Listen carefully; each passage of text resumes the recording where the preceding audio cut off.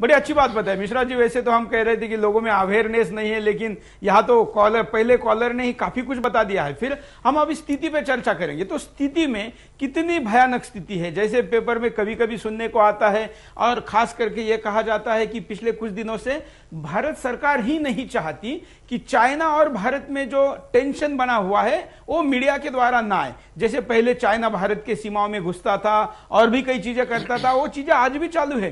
कहा जाता है कि पिछले 2 साल में उसने 850 से ज्यादा बार भारतीय सीमा का उल्लंघन किया है, लेकिन भारत सरकार ही इन खबरों को मीडिया को कहती है कि ज्यादा मत चलाओ। तो ये वास्तव स्थिति सीमा से लेकर अंदर तक क्या है, मैं आपसे जानना चाहूंगा एक एक करके कि सीमा पे क्या है। उसके पहले मैं जो एक हमारे कॉलर थे जो बहुत ही सचेत लग रहे हैं और जागरूक लग रहे हैं, मैं उसके साथ साथ एक चीज और कहना चाहता हूं कि अगर हमारे ऊपर कोई खतरा है तो हमको उस खतरे को दूर करने के लिए अपना हाथ, अपना दिमाग, अपना पैर, अपनी पूरी शक्ति और अपना पूरा जो हमारा प्रयास है वो सब करना चाहिए। और हमको ये मालूम है कि 1947 से जहां हम शुरू किए थे, जो भावनाएं उस वक्त के नेताओं में थी, वही भावनाएं आज भी हैं, वही लोग आज भी हैं, उन्हीं के वंशज आज भी उठाए जा रहे हैं।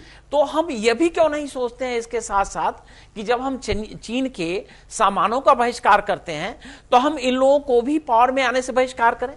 यह तो पहली सोच है, और इस सोच के साथ ही साथ हम उपाय पे बाद में जाएंगे। मैं पहले दर्शकों को कार्यक्रम के शुरू में इस विषय की गंभीरता से हम वाकिफ कराना चाहेंगे। तो जो आपने स्थिति पूछी कि बॉर्डर पर क्या है और स्थिति वाकई दोनों के इक्वेशन में क्या है, तो मैं ये कहना चाहता हूं कि कोई भी पड़ोसी देश उसका जो संबंध हमारा शुरू होता है तो शुरुआत की जगह बॉर्डर होती है, शुरुआत की जगह राजधानी नहीं होती है। आज के दिन में हम राजधानियों को शुरुआत की जगह मानते हैं और बॉर्डर को नहीं मान रहे हैं। यह हमारी सबसे बड़ी गलती है। और बॉर्डर पर स्थिति क्या है कि बॉर्डर पर जब हम बॉर्डर की बात करते हैं तो बॉर्डर पर हम ग्राउंड की बात करते हैं, बॉर्डर पर हम समुद्री सीमा की बात करते हैं, बॉर्डर पर हम हवाई सीमा की बात करते हैं।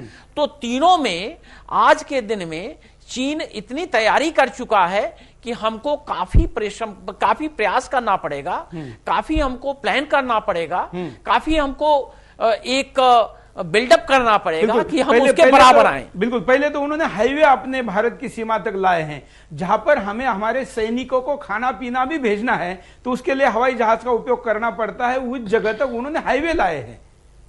ये जो हाईवे की आप बात कर रहे हैं, मैं आपको ये बताना चाहता हूं कि सन 95 में मैं कैलाश मानसरोवर गया था पैदल रास्ते से, और कैलाश मानसरोवर पर जाने के लिए जहां पर हम चीन का बॉर्डर क्रॉस करते हैं, इंडिया चीन का बॉर्डर क्रॉस करते हैं, इंडिया से चाइना में जाने के लिए, उस जगह को लीपू लेक पास कहते हैं, और वो काफी ऊंचाई पर है, वो तकरीबन 15,000 फुट की ऊंचाई पर है। और हम वहां पहुंचने के लिए हम 7 दिन 8 दिन से पैदल चल रहे थे। अब उस वक्त तो 10 दिन था, अब शायद थोड़ा सा और आगे सड़क गई है। लेकिन जब हम उस तरफ गए तो तकरीबन 1 किलोमीटर के बाद वहां पक्की सड़क शुरू हो गई। तो इसके माने ये होते हैं कि वो लोग अपनी गाड़ियां लाके 1 किलोमीटर तक खड़ी किए थे और हम लोग 8 दिन से पैदल चल रहे थे। तो जो ये ग्राउंड सिचुएशन है ये तो पैथेटिक बहुत पहले थी, आज भी वही है। मैं आपको 95 की बात कर रहा हूं, आज के 16 साल पहले की, लेकिन आज भी कंडीशन उससे बेहतर नहीं हुई है, एक बात।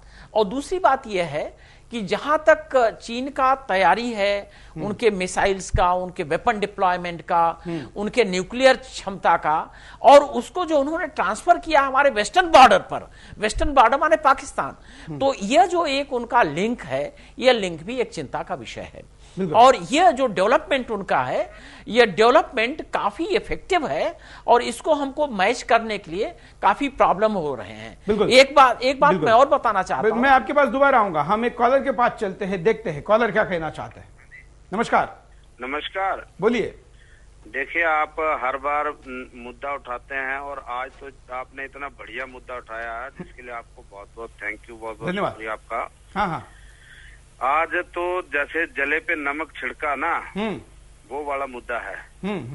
हमें चाहिए कि चीन की जो पूरी बॉर्डर है उसको खोल देना चाहिए, ताकि चीन वालों को बोलो आप आ जाओ, और जो हमारे ये दुष्ट है इनको सिखाओ कि कैसे रहा जाता है। रोज पेट्रोल, रोज दूध, रोज सब्जियां, रोज ये सब लोग जो खून पी रहे हैं राजनेता, इन सब से निजात मिल जाएगी। अगर चीन आ जाएगा तो चीन के साथ पाकिस्तान भी आ जाएगा, सारा अमन चैन हो जाएगा। जो पैसा खर्च होता है वो खर्च नहीं होगा। बिल्कुल, आप समझे ना? बिल्कुल सही कह रहे हैं आप। क्योंकि चीन और पाकिस्तान की गांठ साठ हो गई है, तो इन्हीं की सीमाओं पे हमारा पैसा सारा खर्च हो रहा है। होता कुछ नहीं है। ये राजनेता जो हम लोगों को बेवकूफ बना रहे हैं, खाली अपनी राजनीति चलाने के लिए दो बम यहाँ कर दिए, वो आ गए, आतंकवादी आ गए, वो आ गए, सब आए जाए, किसी को कोई दिक्कत नहीं है। बिल्कुल। आप धीरज महाराज जी बोल रहे हैं? सीमाएं आपने, हाँ जी, धीरज महाराज जी बोल रहे हैं? जी जी जी जी। महाराज जी, अच्छा हुआ आपसे बात हो रही है। मैं अभी आपसे संबंधित, मतलब देश के साधु महात्मा संतों से संबंधित एक कॉलर ने अपील की थी कि आप लोग अपने शिष्यों को, भक्तों को, आपको मानने वाले को अपील करें कि वो चीनी प्रोडक्ट को ना ले। आज तो ये स्थिति हो गई कि जो गणेश जी बैठते हैं या जो शिव की मूर्ति हमारे घरों में है वो भी चाइना की है। नहीं, मुझे आप एक बात बताओ ना, आपने अभी बताया अपने इसमें कि चाइनीज वाले जो है वो नपुंसक हो रहे हैं उनके प्रोडक्टों से। बिल्कुल। आपके यहाँ नसबंदियां चला रहे, रोज सारा सब कुछ हो रहा है, उसके बाद भी आबादी जो है हर सेकंड में कितने करोड़ रुपए, कितने लाखों आदमी हो जाते हैं। और ये अपना इतना बढ़िया सिस्टम से आपको जो है सब सिस्टम कर रहे हैं ताकि जिंदगी भर का झंझट ही खत्म हो जाए। हैं? बिल्कुल। तो ये को ठीक थोड़ी हो रहा। आप देखिए, आप आज पेट्रोल 3 रुपए महंगा हो गया, कल पे उसके क्या बोलते हैं अपना होम लोन महंगा, ये लोन महंगा। चलिए, हम महंगाई पे आज बात नहीं करना चाहेंगे महाराज जी। मैं चाहता हूं कि आप अपने शिष्यों को, भक्तों को इस चैनल से, इस कॉल से अपील करें कि वो चाइना प्रोडक्ट को ना खरीदे। नहीं तो इंडिया का प्रोडक्ट आप ले नहीं पा रहे ना, तो उनकी मजबूरियां करें क्या हो। इंडिया का प्रोडक्ट तो ये जो बड़े बड़े राजनेता है इनके लिए बना है, क्योंकि इनके पास पैसा आ रहा है और ये कुछ भी खरीद सकते हैं। गरीब आदमी कहाँ जाएगा ये बताओ ना। नहीं, लेकिन फिर उपाय क्या है? उपाय तो ये नहीं हो सकता। नहीं, उपाय ये भी तो नहीं है जो ये कर रहे हैं। उपाय ये भी नहीं है। मैं तो, ये आपकी बात बिल्कुल ठीक है कि एक सेंटिमेंट्स है मेरे जो मैंने कहा, लेकिन हकीकत यह है कि हमें अपने देश में बनी चीज जो है वो लेनी चाहिए, जो अपनी यहाँ की सब्जी, अपने यहाँ की चीज है, अपने यहाँ का लोगों को रोजगार मिलेगा। वो बात बहुत सही है, लेकिन हम इस काबिल बने भी तो। बिल्कुल। हमें बनाने भी तो दें ये। बिल्कुल बिल्कुल। हैं, हमारे तो हर रोज मतलब जो आदमी मतलब 2 टाइम की रोटी नहीं खा पा रहा है, उसको हर दूसरे दिन तेल बढ़ रहा। अब तेल में कहा इनके मतलब क्या बढ़ गया तेल। रोज कंपनियां तो दिखा रही है प्रॉफिट और ये दिखा रहे हैं घाटा राजनेता। बिल्कुल।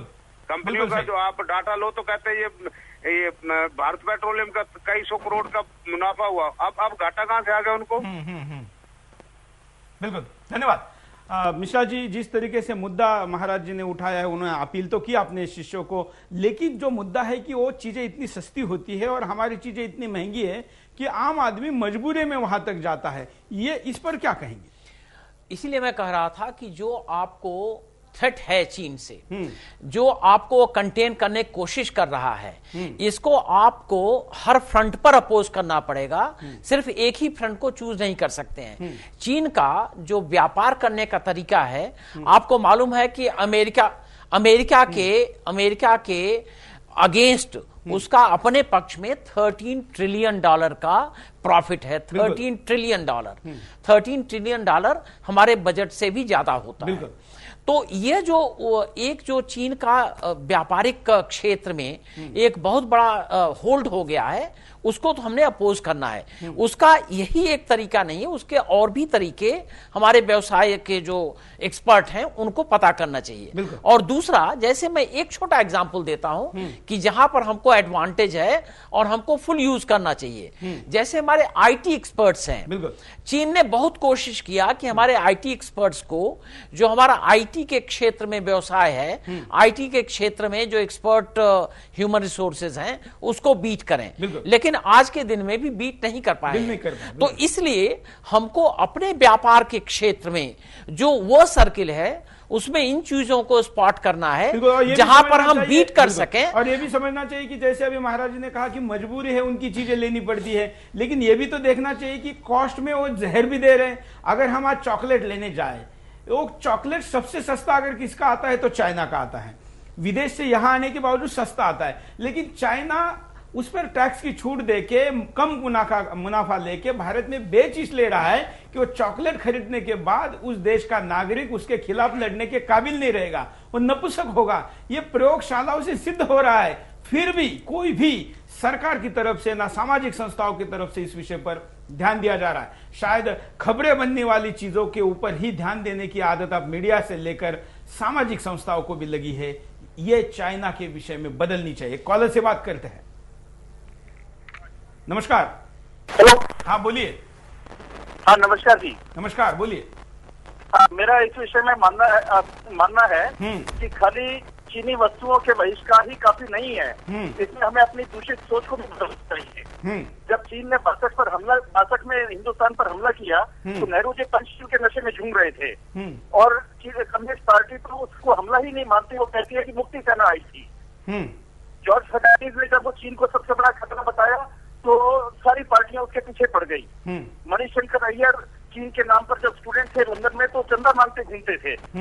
आज मेरा ये भी मानना है कि आज पाकिस्तान में या नेपाल में जो भी भारत के विरुद्ध षड्यंत्र हो रहे हैं उसके पीछे चीन का हाथ है। बिल्कुल। तो हमें चीनी वस्तुओं के साथ साथ ऐसे नेताओं और पार्टियों का बहिष्कार करना चाहिए जो चीन के पिछड़ों और उनके इशारों पर काम करती हैं। बिल्कुल, मेरा इस विषय में बिल्कुल धन्यवाद। बहुत अच्छी बात कही आपने। और मिश्रा जी और मैं देश के नागरिकों को भी ये कहना चाहूंगा कि आज का युवा ये जानता भी नहीं है कि जो कम्युनिस्ट पार्टियां है या जो कांग्रेस में अभी जिनका नाम इन्होंने लिया, मणिशंकर अय्यर, ये तब चीन के आक्रमण को मुक्ति सेना कहते थे। जिस देश ने हमको हराया, हमारे ऊपर आक्रमण किया, उसकी सेना को मुक्ति सेना, हमको बचाने आई है, ऐसी सेना कहने वाले लोग इस देश में आज भी है। ये आज की पीढ़ी कहां जानती है। एक कॉलर से बात करते हैं। तो हमारी विदेश नीति और चीन की विदेश नीति है ना, उसमें बड़ा डिफरेंस है। क्योंकि चीन जो है वो जैसे श्रीलंका हुआ, वहां श्रीलंका में उनसे लड़ने के लिए, वहां जो माओवादी हैं उनसे लड़ने के लिए वो हथियार देता है। और हमारी जो सरकार है वो वहां पे सुनामी आई तो वहां के लिए रसद सामग्री भेजती है। तो जो दूसरे देश की सरकारें हैं वो रसद सामग्री को भूल जाती हैं क्योंकि वो तानाशाही सरकारें हैं। और जो चीन हथियार देता है ना उसको वो याद रखती हैं। इससे ना हमारे देश को घेरने में चीन को फायदा हो रहा है। तो वो सरकारें हमारे देश को कम प्रेफरेंस दे रही हैं और चीन को ज्यादा प्रेफरेंस दे रही हैं, जिसकी वजह से चीन सारे जो पड़ोसी हैं, म्यांमार हुआ या पाकिस्तान हुआ, इनसे सारों से मिलके ना वो और भारत को घेरने में लगा हुआ है। बिल्कुल, धन्यवाद।